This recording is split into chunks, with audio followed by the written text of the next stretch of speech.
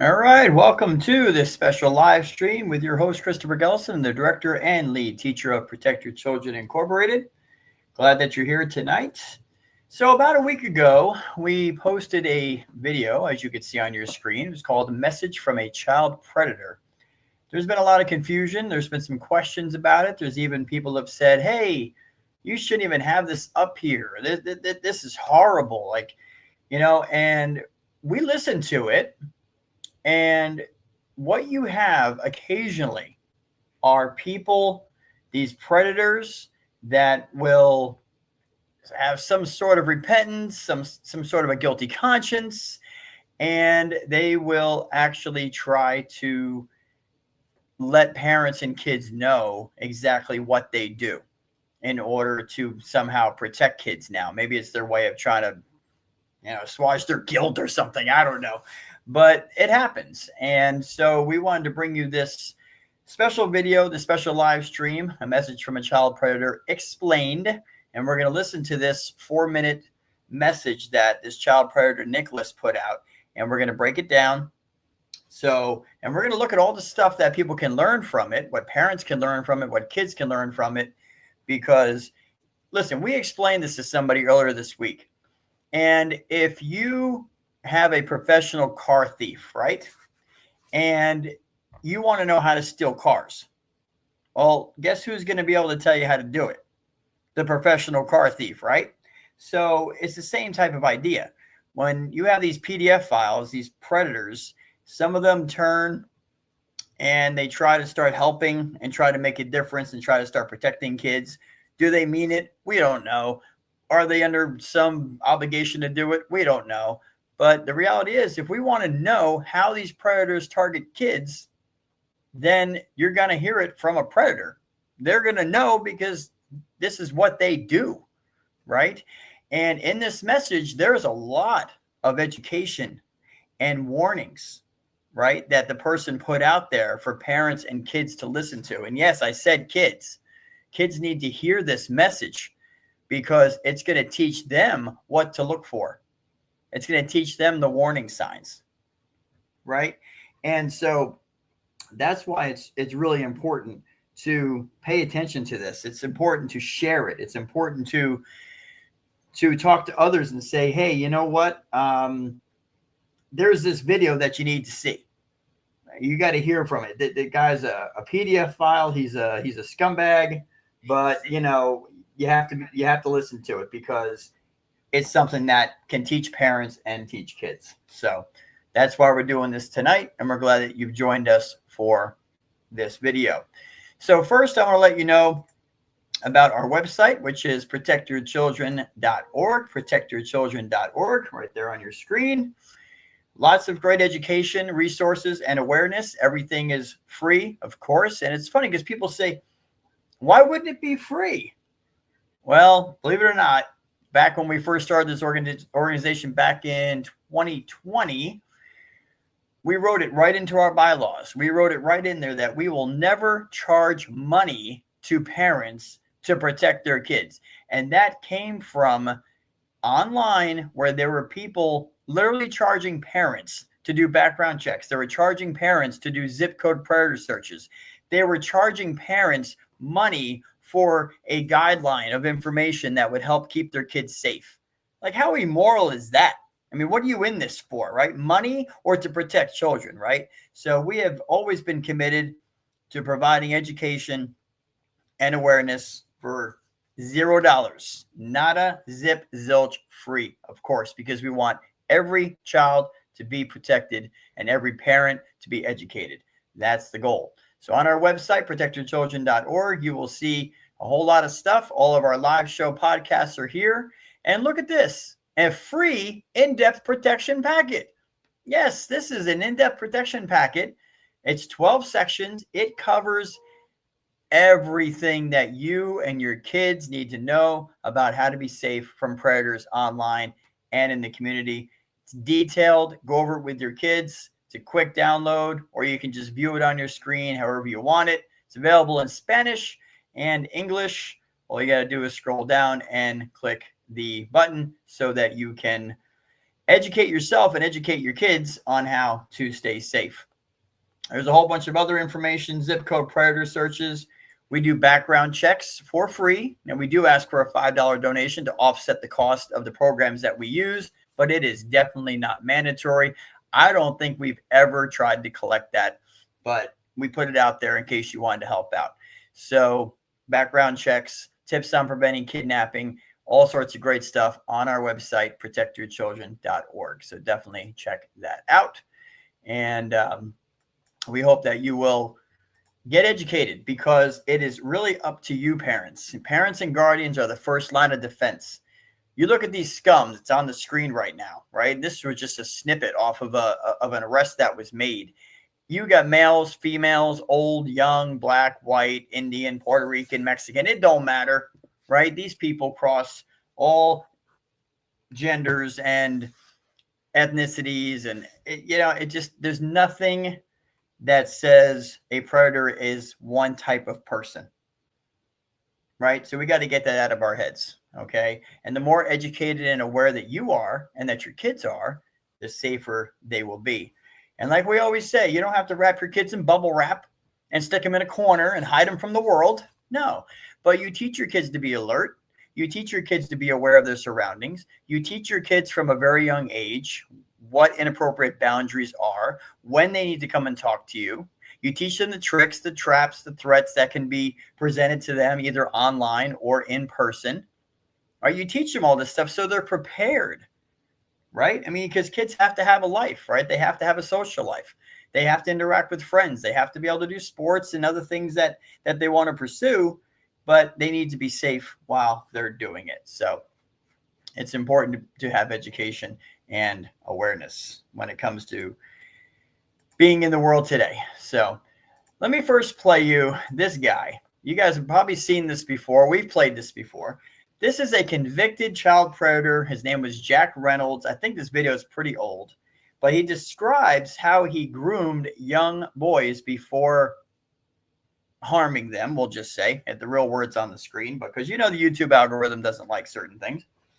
But again, if you want to know how these people operate, you go right to the source. So we wanted to share this with you, and it's creepy, but it's informative. So let's check this out. We'll be right back. Grooming. I would check out their family situation. I would check out their clothing to see how well they were, financially. I would check out their social interaction with other kids. When we were on the ballparks or on the gym floor, I would make sure which ones I wanted to molest. I would give them special attention, congratulate them, talk to them when I know that I would never be allowed to talk to anybody else. Aside from everybody, I would give them the attention that an official is not supposed to give anybody. And it made them feel like, wow, he's paying me attention. Yep. It is a direct form of grooming. Were there certain characteristics that you looked for in children before molesting them? In children, yes, but more I also looked at their families. If I thought the father was a threat, I would not approach the child. If I thought that the child had friends that he would tell, I would not approach him. If I thought the child had friends that were in the same capacity he was, I would approach him. For the simple fact that if I could molest him, I could lure him into grooming him into believing that he would enjoy it. This is how they do and it. Therefore, I could manipulate him into having his other friends come and be molested by me as well. So perhaps a child that doesn't really have a whole lot of friends, maybe not really a strong family, things like that. Yes, no spiritual values, weak in education, needs help in many ways, even from split parenting, has a mother who may be having problems with the family, well, here comes superhero in to help out, wow, well, thank you very much. No problem. You ever need me to take them away for the night so you can have a night out? No problem. It works. It works. Now, even in that clip, there's education there. He's talking about how he operated, which types of kids he would look for, how he would look at the parents, how he would look at education, how he would look at if kids had spiritual values or not, right? Because if they had spiritual values, they were more likely to not want to do something, right? Morals, convictions. So he would look at all these different things to decide which kids he was going to go after. So even in that couple of minute clip, there's something that parents and kids can learn just from that. So now we'll fast forward over to this message, okay? And like we said, there was a lot of people that were like not happy that we even posted this, that it was even online. And we're pulling this right off of our YouTube channel. You can find us on YouTube, Protect Children 247, Protect Children 247 on YouTube. Please subscribe and follow us on our other social medias as well. So we wanted to explain this. Goes about 4.5 minutes. We're going to stop in between and point out the things that we're picking up on. And we hope that you will be educated and more aware after listening to this sick freak, because that's really what they are. So let's listen to this together. My name is Nicholas. I am a predator with a message for parents, guardians, and kids. When I look for kids that I want to abuse, I first look for a child that fits my fantasy. It has nothing to do with the child themselves. It's all about my fantasy. Okay, first thing right there. Kids often blame themselves. Kids of abuse will often say, what was it about me? What was it about me that, why'd they target me? Did I do something wrong? Did I look a certain way? Did I act a certain way? Did I invite this? Right? Kids often feel that way. And this guy's saying right off the bat, it has nothing to do with the child themselves. It has to do with their own fantasy, the predator's fantasy, and what type of child they're looking for. And that can be an appearance or stature or ethnicity or age. So right off the bat, he's saying, kids, it's not your fault that you were targeted. I make sure that I can spend time with them and show special attention in order to develop an emotional attachment. I make them think that I would never harm them. This is to establish trust. I then slowly start to test the emotional, physical, and sexual boundaries. I will start talking in sexual ways, maybe telling sexual jokes, and see how the child responds. Okay, so what we're hearing is that he's not going to come right out. A predator is not going to come right out, walk right up to your child, and try to touch them. It's not going to happen. Now, there are isolated cases of maniacs that literally do that. I mean, they just grab a child from somewhere and do something to them, but those cases are rare.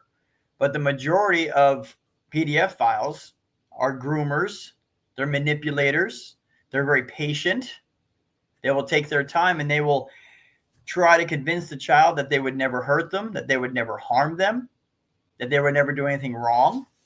They'll start asking questions, as we're going to hear, about their personal life and, be their friend. And he also said that they will try to break the physical boundary as soon as possible. Now, that can start off with a hug or a hand on the shoulder, something to kind of see how the child responds. Like if he goes to reach out, or she, by the way, because we know predators are female too. Look right on your screen. If the predator will try to break the physical boundary, and if the child kind of jumps back a little bit, or they're not really comfortable with even a touch on the shoulder, then the PDF file is going to know, wait a minute, this is probably not going to work, right? So they look for a child that is willing to let the physical boundaries be eroded pretty quickly. If they believe it's funny and start saying things back, that tells me about what they think about. This is all part of something called grooming. right? And he was talking about how, see, you got to tell your kids, right? Whether it's a teacher, counselor, mentor, coach, neighbor down the street, priest, pastor, it don't matter. Whatever older teenager or adult is being around your child, they're not going to, like I said, they're not going to come right out and try to do something right away. They're going to try to feel it out a little bit, try to see where the child's thinking, see if they've been hypersexualized already, right? So they feel like they have a better chance of the child wanting to do something with them, right? So as he was saying, they'll start telling some jokes, little sexual innuendos or sexual jokes to kind of see if the child thinks it's funny. That's also a way of checking their maturity level, right? And if they start telling sexual jokes or sexual innuendos and they start talking in that way, and the child's laughing about it, and then they're responding with their own sexual comments, then what that shows the predator is that the child is comfortable thinking sexually. That's an alert for a PDF file. That's like, oh, okay, this child seems to be interested in talking this way and in thinking this way. I will try to break the physical boundary first to see if the child is okay with it. I will inquire about boyfriends or girlfriends and how far sexually the child has gone. I do this in order to get them thinking about sexual things. Yep. I asked about their home life and their parents. If the parents are separated, then I have a better chance. If the parents do drugs, I have a greater chance of being alone with the child.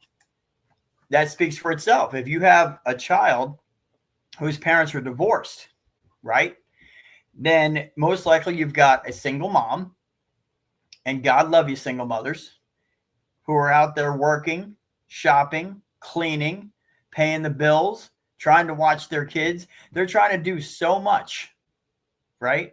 And it's hard to be a single mom. That's a miracle right there. A single mom who finds time to spend with their child when they're having to do all this other stuff is amazing. But a lot of times single moms don't have the time that's needed to invest properly in their children, right? And so maybe there's not dinners at night together. Maybe there's not discussions about school. Maybe there's not discussions about predators. Maybe there's just this overall everyday, hi, how you doing? Good. How was school? Good. What'd you learn? Oh, nothing much. Okay, have a good night. Right? So a lot of times when parents are divorced, there's not only the attention factor, but then this also tells a predator that the child has emotional baggage, if you will, right? There's obviously hurt and confusion and maybe some anger, maybe some trauma, depending on how the parents split. And the PDF file believes that the child will accept sex and sexual ideas and sexual favors and things as a way to forget about their troubled home life. That's why they start asking about that. I find out how much time the child can be away from home without their parents wondering where they are. This way I can arrange time for us to be together. In certain situations, I may try to become friends with the parents in order to gain their trust. That can lead to me being alone with the child. Right. Two things there, right?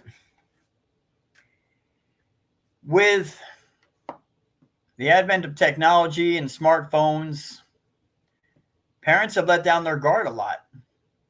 They think as long as the child has their phone and they can reach them anytime, then that means their child's safe. Wrong. In fact, just because your child has a phone, right? Now you can have parental monitoring on the phone. You can have Life 360. You can have GPS tracking. Okay, those are all good things because then you know exactly where your child is at pretty much at all times, right? So you know if they're at this house or that house, or if they're at a house that you're like, who the heck lives there? Then you can call your child and say, hey, whose house are you at? And then you can find out who's in that house, like what's going on, right? So that's good. But a lot of parents still do not have parental monitoring or GPS location or anything on their children's phones. So what can happen is child's gone for hours. Mom or dad just sends a text message. Hey, everything okay? Yep, everything's good. Hanging out with Tony. All right, be home at 9. Okay, no problem. That's about it. Well, a PDF file loves that because that means that they can arrange to have time with the child and the parents won't be suspicious about it. So you always have to know where your kids are and who they're with. If they're at their friend's house, you need to know who else is in that friend's house. What's happening when they're over there? You have to know these things. In all of the cases, and yes, all of the predator teacher cases from this past year, and there were over 250 of them that we know about, that have been arrested, there was social media contact going on for months and months and months. And in a lot of these cases, the child and the teacher were able to be alone. There were situations where the child was abused at the teacher's house. How in the world did the child get to be hanging out at the teacher's house and mom and dad had no idea? So these PDF files will look for children who have time for themselves, a lot of time for themselves. And maybe there's some indication there that the parents are just too trusting of the child, so they won't get suspicious. My predator friends are teachers in the schools, people that work in the church. They are a neighbor right down the road. They are youth coaches. They are counselors. They are mentors. Some are in law enforcement and some are politicians. The truth is that over 90% of our victims know that we are not strangers to them. We know the child or we know the family. That's a great point. That's a true statistic. Kind of scary for parents and guardians to think about. But the true stats are that over 90% of kids are abused by somebody that the family or the child already knows. Okay, the days of stranger danger, okay, long gone. It's not the creepy guy down the road in the long coat with the white van, okay? 90% or higher are somebody that the family already knows or the child already knows. So that's someone in the neighborhood, someone in the family, God forbid, someone at school, someone at the child's sports league where they're playing sports, after school programs. Think about it. At their friend's house, maybe the friend's got an older brother, older cousin, or a father, or somebody who's harming the child. It's somebody that's already connected to the child. As predators, we make fake profiles on social media and on video games. We make ourselves look and sound younger in order to attract younger. Most of the time, we live right near the child. We utilize all the GPS location services. The best way that we can get access to a child is when their parents are not paying attention. Okay, a couple things. Every app now, by default, has location services turned on. So when he mentioned about going online, this happens all the time.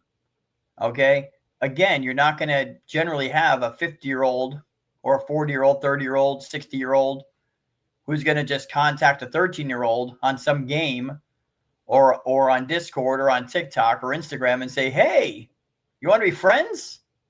I mean, most children would think that's kind of weird. So what happens, and there are those people, but what they do is they use voice changer apps. Yep, they have them where they can make themselves sound younger. They know how to talk the language of younger kids, right? All the words and the culture. They're affiliated with all that stuff. They know. They will take pictures and videos off of someone else's profile that's a child, right? And pretend like it's theirs. So the child goes and looks at their Facebook and says, oh, yeah, look at that. They're 13. Oh, she's beautiful and she likes me. When really it's not a 13-year-old. It's some sicko who's pretending to be a 13-year-old. So they do that, right? And they become friends on Snapchat or TikTok or whatever. And guess what? Once they become friends, you can share your location. They can see your location. So these predators try to be close, obviously, to the kids that they want to abuse. They're not being nosy. They're not monitoring what their kids are doing online and who they're talking to.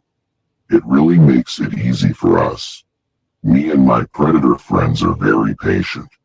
We will take the time to groom and manipulate children and parents until the time is right to strike. We will then blame the child. We may threaten to kill ourselves if the child tells. What the child doesn't realize is that whatever we do, it is not their fault, but we want them to think it is so that we can control them. Okay, there's the emotional manipulation. Okay, they want the child to feel bad for them. There was a case a while back, you all might remember it. It was with the Roman Catholic Church. And in the majority of the cases, what were the priests telling the altar boys? They were telling the altar boys that if they told anybody about what was happening, that God would be mad at them. And that God would be mad at them because the priest, who's the father of the church, would lose their position, and they were getting a man of God in trouble. I mean, think about that kind of bull crap. But that's what they were telling them. They're saying, oh, if you tell, well, I'll lose my job, or I'll lose my, I'll have to kill myself, or my family, or it's going to upset my wife and my kids. And they try to play on the emotions of kids. That's what they do. And this way they can use that to try to control the child.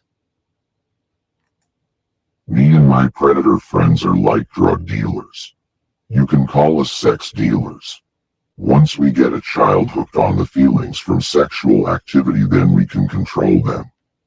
Parents don't realize that children won't tell for at least 3 to 5 years. Okay, 2 things there.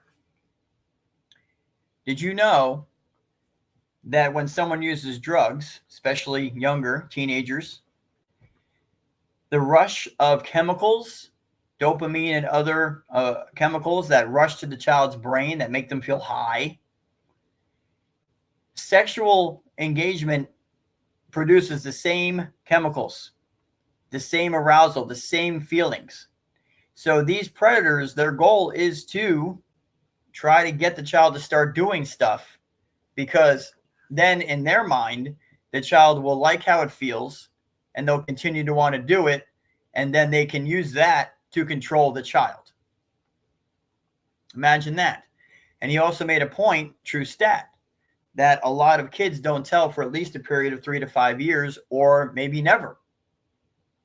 That's why it's so important to be able to recognize the warning signs, recognize the behavior changes in your child. Like, you know, we always say, like, if a child is a good student, they're good at home, and then all of a sudden they start changing and they're misbehaving and they're becoming more angry, or something's happening, you know, and people say, well, it's just a phase. You know, teenagers, oh yeah, they're a handful. Yeah, let's go get our coffee. No.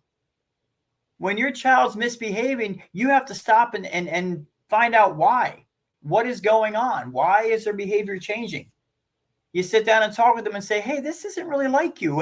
It's only been going on the last month. What happened? What changed? What's happening in your life? Maybe they are a victim of sextortion. Maybe they are being abused by somebody and they don't know how to get out of it. You have to inquire about what's going on. But if parents and guardians don't have an idea of what to even look for, they'll never ask the right questions. A lot of times kids have false guilt, or they have fear. They're worried about embarrassment. They feel ashamed. And they'll stay quiet. And the longer they stay quiet, the longer the predator can control them. Parents don't realize that the average amount of victims that me and my predator friends have will be in the dozens before we are caught. We get away with it because parents and guardians do not teach these tricks and these traps and these threats to their kids. We get away with it because parents don't monitor who their kids are talking to and who their kids are spending time with, or who their kids are playing with online or in the neighborhood. He's making the point. He said the way that him and his predator friends get away with what they do is because parents and guardians are not paying attention. They're not educated. They're not aware. They have that simple little question that says, hey, if anybody ever touches you in a way you don't like, make sure you tell me. Okay, Mom. And that's the extent of it. But he's saying, look, when parents and guardians aren't involved and they're not monitoring who their kids are talking to, and they're not monitoring who they're playing with on their games, who they're messaging on their phones, when parents aren't checking the apps and checking messages and checking friends lists and seeing, there's a lot of young girls out there looking for attention, and they'll post a video on Instagram and you go look at the comments and like 90% of them are from like old guys. If I'm a parent and my child's posting something and I see that all these people that are commenting, I click on their and I see that they're adults, there's a warning sign. But parents aren't paying attention. Listen, the only way these scum get away with doing what they do is if parents and guardians and caretakers are not paying attention. They're not involved. Because these people all start in the same place, like he was talking about at the beginning. They probably already know the child from somewhere. They start talking with them. Seems innocent at first. Then they try to break the physical boundary. Maybe they start joking around sexually. It's a good question to ask your kids. Hey, is any adult at school or anywhere else make sexual jokes or talk about sexual stuff with you?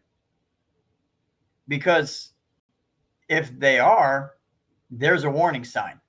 Highly inappropriate for any adult, even an older teenager, to be talking to a younger kid about those things. But parents, God, you have to be involved. You have to be nosy. You got to be paying attention. You can't just think it's not going to happen or that your child's too smart. They can be tricked and fooled. And the only way that you're going to know that is if you're involved. Parents and guardians, you can keep your kids safe from people like me. Teach your kids to not trust so fast. Teach your kids that if someone is nice, that's okay, but if they are talking sexual or try to touch them, then they must run and tell somebody. Teach them to not fall for the emotional tricks and traps that me and my predator friends set for them. Parents and guardians, stay close to your children. My predator friends are in positions of technology and schooling. Our goal is to desensitize, demoralize, hypersexualize, and then attack your kids. There's the 4-step predator plan. They want to desensitize your child, and they do that slowly by introducing sexual conversation, sexual talk, try to get your kids to be not so sensitive to those types of things. They demoralize them. So if they have high morals, high standards, they try to break that down so that it's a barrier that's removed. They try to hypersexualize your kids because then they figure the kids are more likely to want to do something or be receptive to it. And like he said, his friends are in positions of technology, positions of government, the school system. They're everywhere. Now, I want you to think about something for a minute. Just think about millions and millions of abused kids that never got help, that never told anybody, never got therapy. Do you know that the statistics show that 30% of those kids will go on to repeat the abuse and become offenders themselves? Did you know that? So think about that. Decades and decades and decades and decades have gone by where all these kids have been abused, who didn't get help. Parents didn't notice it. They didn't ask the right questions. And now those kids have turned into adults. And 30% of them, some are right here on the screen. There is one thing that these PDF files always talk about when they're interviewed by police or by news media, like we saw with the Jack Reynolds clip earlier. They all talk about being abused when they were kids. Think about that. So there are millions and millions and millions of predators out there, and they have put themselves in positions where they have access to children. You want to talk about technology? Have you seen the dances on TikTok? Have you seen the young kids on Instagram?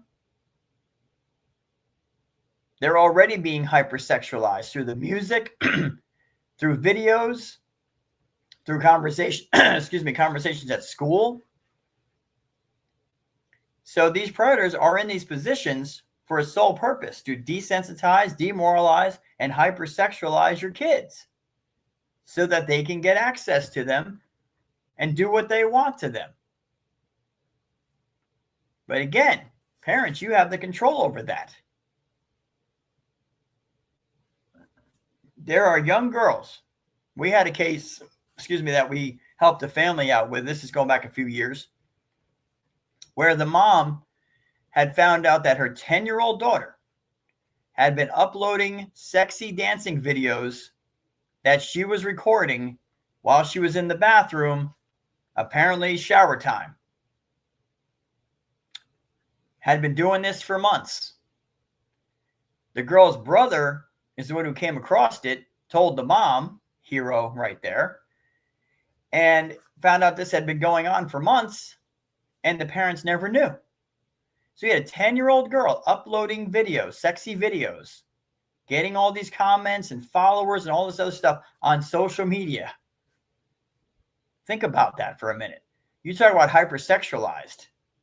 Some of these kids already at 9, 10 years old are already hypersexualized. And predators are looking for those types of kids. Let's finish this up. They can be safe from us. Just teach them and watch over them and be involved. There you go. Watch them. Be involved. That's the part that you can play. In the chat, we have Timmy Ellis. Glad you're here. Bryden, good to see you, brother. It's been a while. Tanya Day, Oakland Maid, and a whole host of others watching live on Facebook. Welcome. Glad that you've been here. If you've missed any of this, we're about to wrap up. If you've missed any of this, podcast will be available very shortly after this stream ends. So, too many people will write off someone like this, and they'll say, I don't want to hear what a scumbag predator says. Well, like we showed you before with Jack Reynolds, sometimes these people start to have guilty conscience. Sometimes, who knows? But they start to feel bad, and they actually start to try to warn parents and warn kids from people like themselves. And who better to listen to than the people themselves? And this is all true. Everything that this guy, Nicholas, was saying is true. The stats are true. The grooming procedures are true. How they go about the kids, it's all true. How they look for single parents, true. Kids with emotional trauma, true. Kids that are not happy with their home life, absolutely true. It's all true.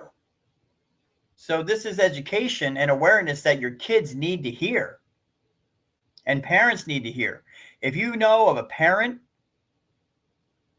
who you get the feeling that they're just not concerned about this at all, that they're letting their child have too much freedom, maybe they let their child have a phone without any parental monitoring on it, you better send this video to them. That's your responsibility, because once you know, now what are you going to do with the information? Just say, wow, that's pretty screwed up. Whew, okay. Or are you going to share it and get it out there to the people that need to hear it? You know, what we see on a daily basis will blow your mind. And when you're in the business that we're in, you start looking at everybody as a predator. It starts to happen. The same thing happens in law enforcement. You see so much bad, more bad than good, that you start kind of looking at everybody with an eye like, that looks kind of weird. Well, that situation looks strange. Is that person abusing that child? Like you just start to think that way because you see it so much. That's called a heightened level of awareness. And I will tell you, just a week ago, and as you guys know, we've been looking for the predator that hurt Jet. If you're not familiar with what we're talking about, go back on our YouTube or our Facebook, social media, you'll see it, Justice for Jet. And Jet was a 5-year-old boy who was kidnapped right out of his apartment complex by someone pretending to be an ice cream man. Kind of had a converted ice cream truck. It was a pickup truck, added some ice cream symbols on it. And he grabbed this boy and took him all the way to Bushnell, Florida, from Clearwater, Florida. Sexually abused the child, and then literally threw him in a dumpster and told him to die. Now, thankfully, the child was able to climb out of the dumpster, starts walking along State Road 48 up in Bushnell. Passerby sees him. They get the kid to law enforcement. Ultimately, he gets reunited with his family. Now, most people would say, well, whew, great, the child was found. But here's the thing. In a situation like that, when you have a boy who is with 3 other kids, by the way, they're playing at the park in the apartment complex, they see an ice cream truck, it seems to be a normal situation. But your kids got to know, you don't walk up to the ice cream truck without an adult. You just don't do that. Now, about a week ago, I'm driving through my friend's apartment complex, leaving there at night. It was about 7:30, 8 o'clock at night. And I'm getting ready to pull out of his parking lot area. And what do I see? Kid you not, a little boy, probably 6, maybe 7 years old, tops, carrying a bag of trash. He's walking to the trash compactor. Now, I'm like, are you kidding me right now? Some parent actually let their little boy walk along this road, which is the main entrance and exit to the apartment complex, by himself in the evening hours to go take the trash to the compactor, which was around the corner and down the road.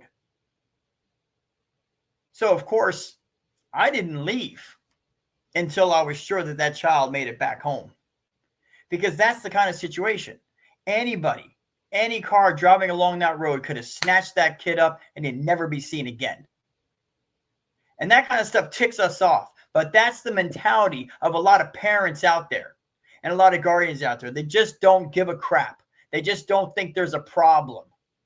It'll never happen to my child. But you let your 6 or 7-year-old boy walk along the entrance and exit road of an apartment complex at night by himself? I mean, if the wrong person had driven by at that moment, the child's gone. This is the kind of stuff we're talking about here. This is the mentality of a lot of parents and guardians out there. They just don't think it's going to be a problem. Their kids have been given access to the world in their hands and to all the ilk that's out in the world. And the majority of parents do not have parental monitoring on their kids' phones because they think just talking to them is enough. Well, it's not enough. You got to do more. These PDF files do not have victims unless they come from our homes. You understand that, parents, guardians, aunts, uncles, grandparents. They have to go after a child that's going to come from somebody's house, which means the people in that house have not done what they need to do to keep the kids safe. That's how they get to them. Or else they don't have any victims.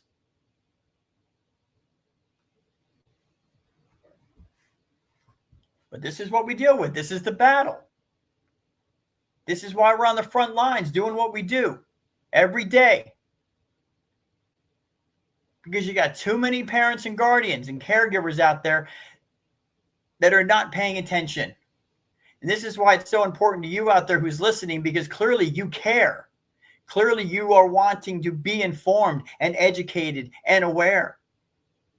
This is why it's so important for you to share the content and get this out to people and have conversations and say, do you know anything about grooming? What's grooming? Oh, well, grooming is when predators slowly manipulate a child emotionally in order to get them to fool around with them. Oh, I didn't know that. I wonder how they do it. Well, here, let me let you listen to this video. And this is how you help keep kids safe.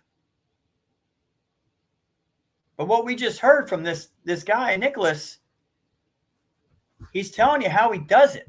He's telling you how him and his pedophile friends do it. So it's like, now, parents, what do? You get nosy. You be involved with your kids. You ask the right questions. You have that suspicious aura about you where you're kind of looking at everything with that eye. You have to do it. These people are everywhere. And this is your responsibility. And it's ours as well. And we're going to continue to fight to keep these kids safe. And we need your help to do that. Because let me tell you something about social media. I'm not sure what the right word is. I just say it's like pinhole. Do you know what I mean? But social media, if you look at 95% of the stuff that comes across your feed, it's stuff that you agree with, right? You know what I'm saying?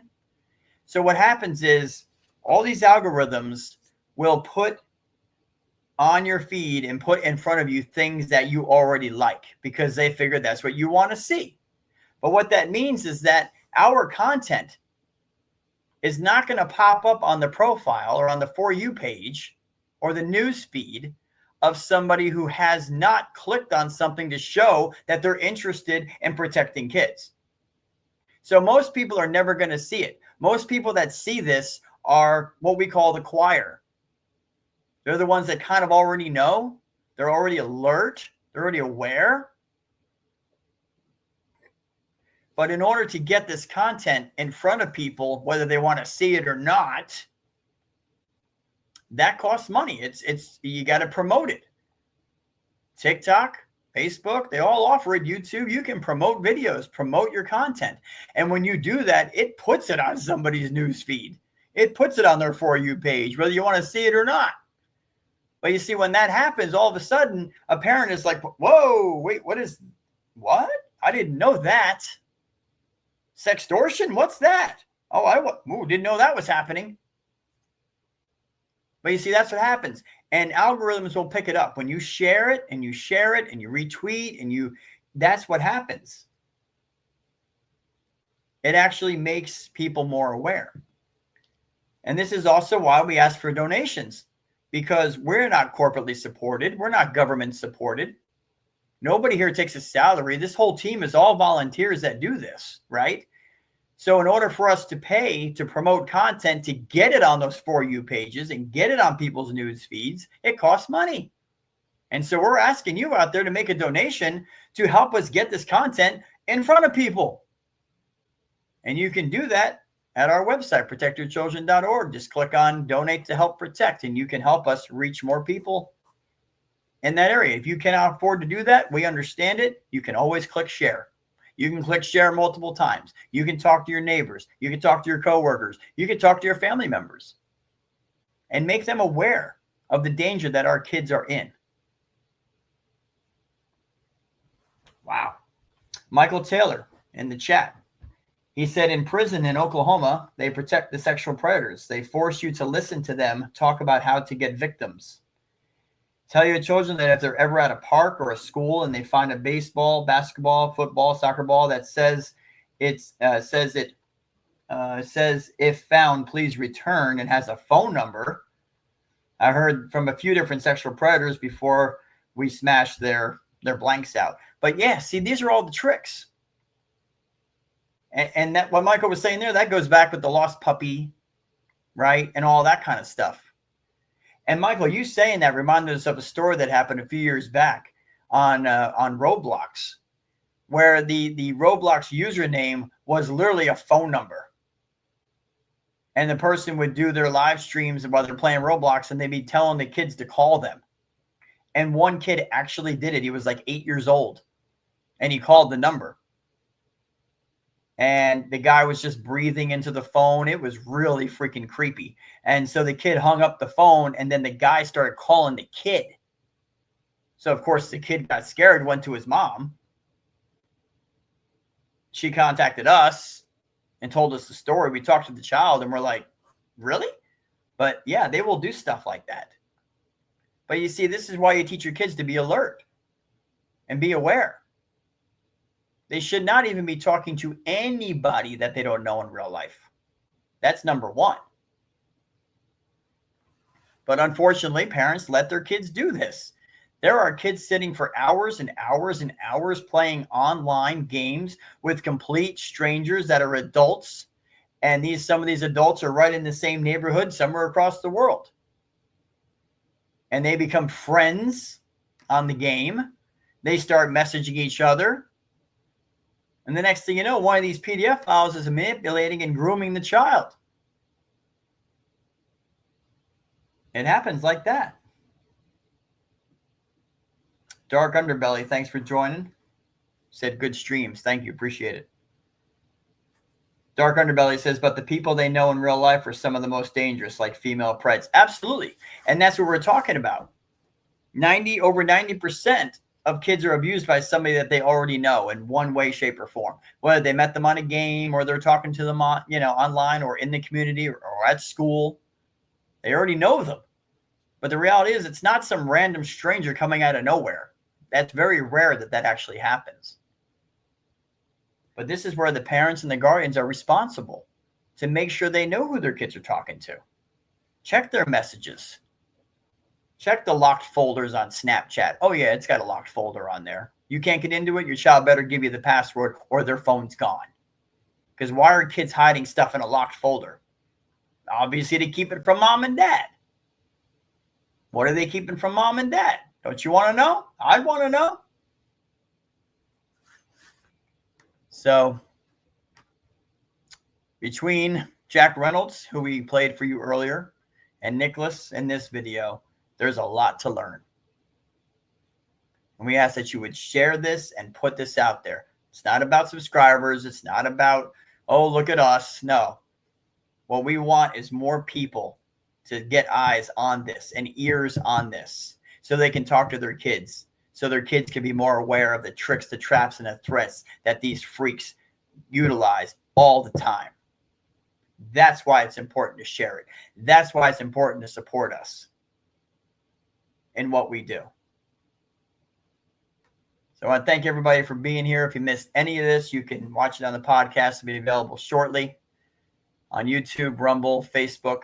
We'll post it on Twitter in the next couple of days. So you can get the links there. It'll be everywhere.